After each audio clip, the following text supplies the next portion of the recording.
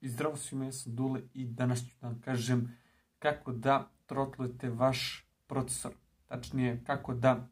ograničite koliko će jezgara da se koristi vašeg procesora za određene programe koji su pokrenuti da se izvršavaju. Znači, sve što trebate da uradite jeste da uđete u Task Manager, možete da uđete prečicom Ctrl Shift Escape,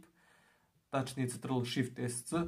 i nakon toga kada se otvori Task Manager, znači umjesto da izaberete proces za koji želite da trotlujete procesor, umjesto proces taba, znači gledajte Details tab i gledate proces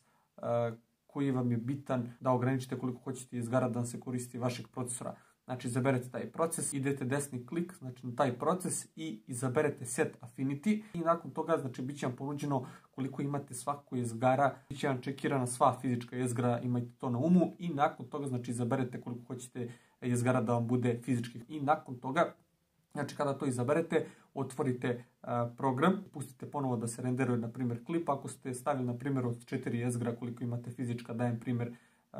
zato što ja imam procesor sa 4 jezgra, znači ako ste od 4 jezgra ostavili 2 da svakako budu aktivne, na primjer za neki program za obradu video materijala, znači da će u prevodu duplo sporije da vam se renderuje vaš video u Premieru, tako da, eto, vezano za to, eto, čisto to da pomenem, možda će nekima koristiti. Zašto to sam malo pre rekao? Znači, rekao sam iz jednostavnog razloga, zato što ako imate, na primjer, neki procesor sa 8 ili 16 jezgara, znači može jako dobro da dođe. Znate sami, znači neke aplikacije su optimizovane da iskoriste svu procesorsku moć samih procesorskih čipova, tako da, eto, vezano za to, znači, znam neke korisnike kao što sam i ja jedan od tih, da svakako volim neki put da se iskoristi 1/4 ili na primjer 1/2 što se tiče procesorske snage, na primjer za jedan proces, a za druge procese ostala procesorska snaga da bude oslobođena, a ne da bude sve zauzeto za jedan proces. Znači ako hoćete da trotlujete procesor, ponavljam, ovo je samo za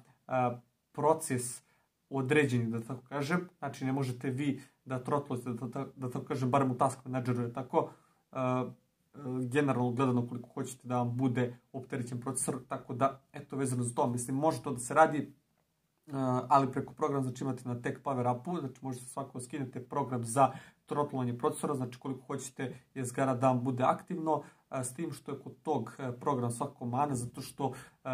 koristi 8 fizičkih jezgara, znači tačnije potrebno 8 fizičkih jezgara da imate. Ako imate, na primjer, 4/8, znači 4 fizičke jezgre i 8 logičkih jezgara, znači ne možete svakako jednostavno da koristite taj program, znači ne izbacit će vam poruku da nije svakako podržan. Tako da, eto, vezano za to što se tiče vašeg procesora. Tako da to je bilo to što se tiče ovog klipa. Hvala vam što ste gledali i vidimo se.